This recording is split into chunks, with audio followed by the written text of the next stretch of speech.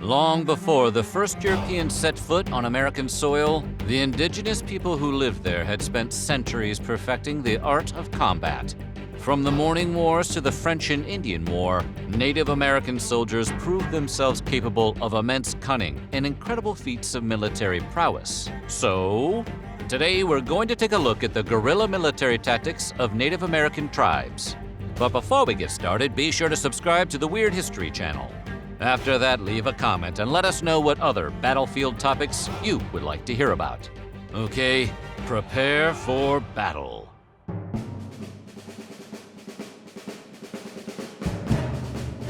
When European colonizers arrived on the shores of the New World, they were probably quick to assume their superior technology and weaponry would make it easy to steamroll right over the native population. But they were in for a surprise. In fact, Native American guerrilla tactics proved to be so effective that the invaders were forced to adopt similar strategies just to keep up. For the following century and beyond, the American Indians fighting to protect their territory would continue to forge new means of defense against the people who were slowly spreading across the continent. The success of their tactics eventually led to American forces adopting their combat style, and centuries later, some of the greatest strategies in modern warfare would acknowledge their genius. For example, when asked about his plans for fighting in the Pacific during World War II, General George Marshall explained, "Go back to the tactics of the French and Indian days. Study their tactics and fit in our modern weapons, and you have a solution. Basically, do what they did, but with a bunch of machine guns."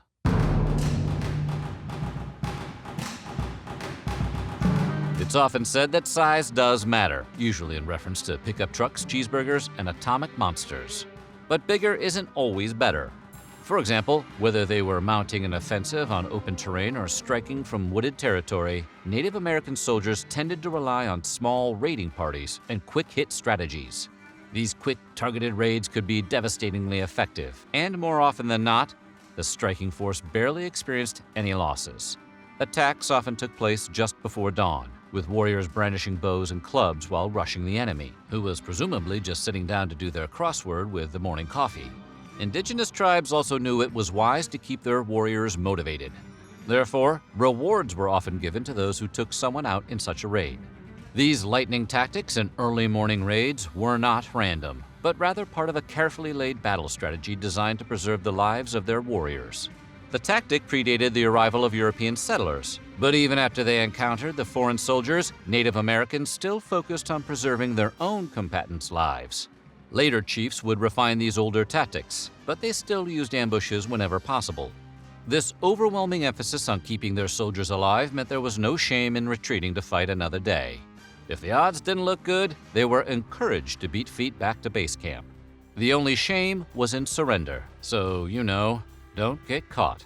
Teamwork makes the dream work. And indeed, men who were enlisted in European armies during the French and Indian War were trained to work as one cohesive unit, much like their Roman predecessors. But that's not necessarily how indigenous guerrilla combatants did things.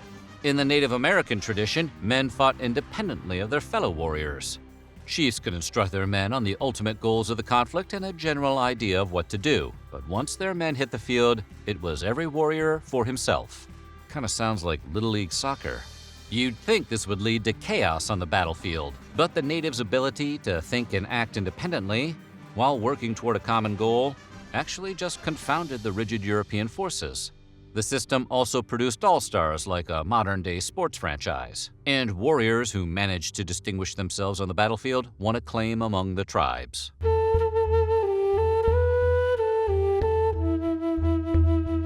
When a Native American raiding party or assembled tribal battalion drew their handmade weapons, they obliterated anyone in their path. And we do really mean anyone.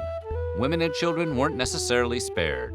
In most cases, any survivors from a defeated tribe were simply brought back home and incorporated into the winning tribe.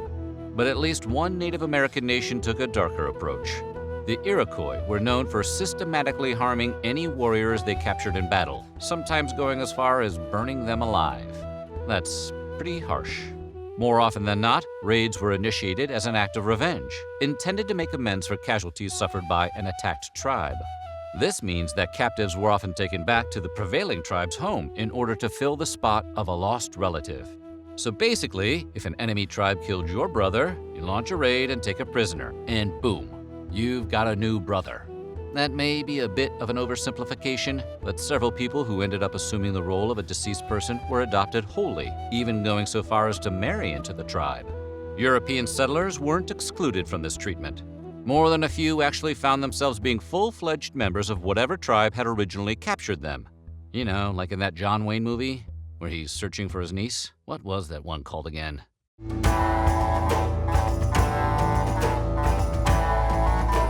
The Native American tradition of combat used several psychological strategies to destabilize the enemy and strip them of their will to fight.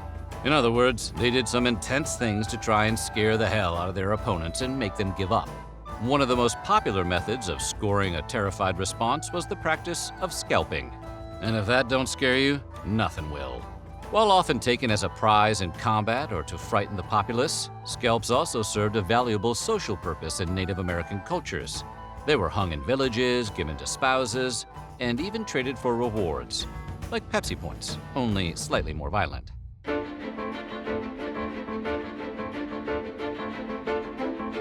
During the colonial era, European armies aimed at battle in wide-open landscapes because it made it easier for commanders to direct the fight. It also essentially boils down to both sides of a conflict dutifully lining up to get shot. However, Native American chiefs were considerably less accommodating than the Europeans were used to. Rather than the line-up method, the indigenous folks used the terrain to their advantage when they drew up a plan. For example, Chief Crazy Horse once misled General George Crook and his troops to the bottom of a valley. As the troops were taking a break, they were surprised by 1,500 Sioux warriors. Crook was presumably surprised that they didn't recognize the noble tradition of time out. Most Native American nations were reasonably well versed in horsemanship, but their cavalry tactics were widely different from the Europeans they fought. Rather than riding in line formations, indigenous horsemen preferred to travel in a seemingly chaotic clump, and the reason why is pretty simple. It prevented defenders from wiping out entire attack waves with a single volley, and once the loose formation had hit its intended target, the grouped warriors were in a position to take a big chunk out of a focused area. All in all, it was a fairly effective way to cripple a defensive line with very little risk.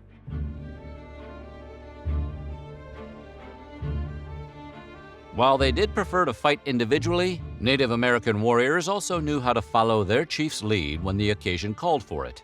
But how did the chief call audibles to his team in the days before field radios? Well, at the Battle of Little Bighorn, the legendary combatant Crazy Horse used mirrors to relay orders to his men. Several other chiefs used signals sounded from eagle horns, which are bellowing whistles carved from the leg bone of an eagle, making them supernaturally awesome. The Native Americans' trademark combat whoops were also used as a means of communication on the front.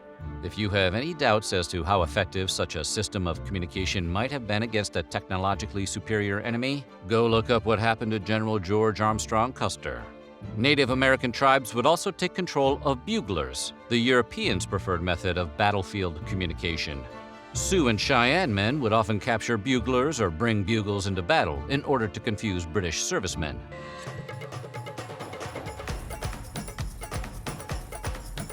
At the same time, settling the American West wasn't really much of a priority for the United States. The government had different things on its mind during the mid-19th century. Bloody civil wars tend to soak up a lot of your attention. As a result, the War Department tended to staff the western frontier with men who picnicked and hunted significantly more than they trained. The Native Americans, on the other hand, spent their lives devoted to mounted combat. Contrary to old cowboy movies that often depicted Native Americans exclusively using bows and arrows in their conflicts with American soldiers, the indigenous warriors actually adapted to modern combat very quickly. More often than not, the Native Americans were even better prepared than the men they were fighting.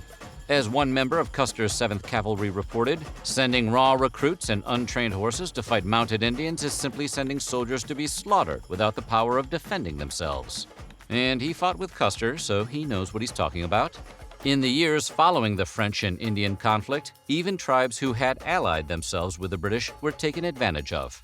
Treaties were repeatedly overturned and dishonored, and Europeans refused to acknowledge Native American traditions, such as the aforementioned custom of bringing survivors into the tribe. As the result of repeated infringements, Native Americans banded together under the leadership of Pontiac, a brave chief whose name would later be appropriated by General Motors for a line of automobiles.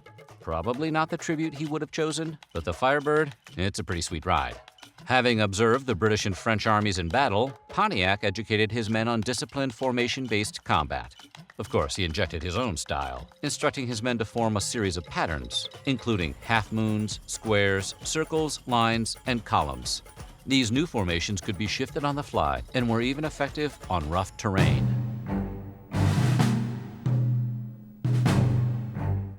In 1755, General Edward Braddock gathered 1,400 British soldiers and led them towards the French outpost known as Fort Duquesne. Ben Franklin warned Braddock about the formidable Native American warriors, but Braddock arrogantly told him, "These savages may be a formidable enemy to your raw American militia, but upon the King's regular and disciplined troops, sir, it is impossible they would make any impression." As it turns out, they absolutely did make an impression. Approximately 10 miles from the destination, just after crossing the Monongahela River, the British force was set upon by a combined militia of 900 Frenchmen, Canadians, and Native Americans. Trained in tactics used by Native American forces, the small militia completely destroyed Braddock's forces. In the end, the French side lost just 39 people that day, while the British lost an astounding 977 men, including Braddock himself.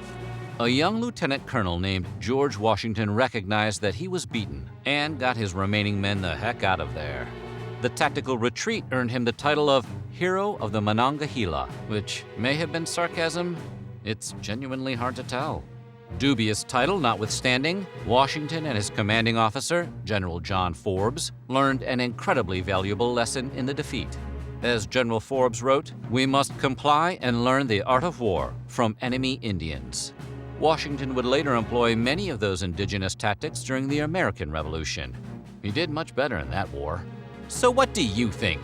Which aspect of Native American battle tactics did you find most interesting? Let us know in the comments below, and while you're at it, check out some of these other videos from our weird history.